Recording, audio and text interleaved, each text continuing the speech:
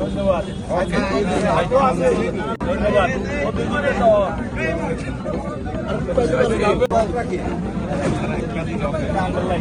এদিকে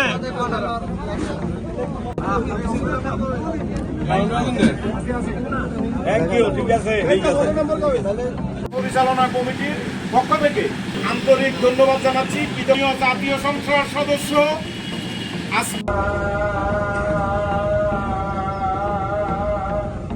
মিরসরাই উপজেলা শাখার দ্বিবার্ষিক বাংলাদেশ জাতীয়তাবাদী কৃষক দল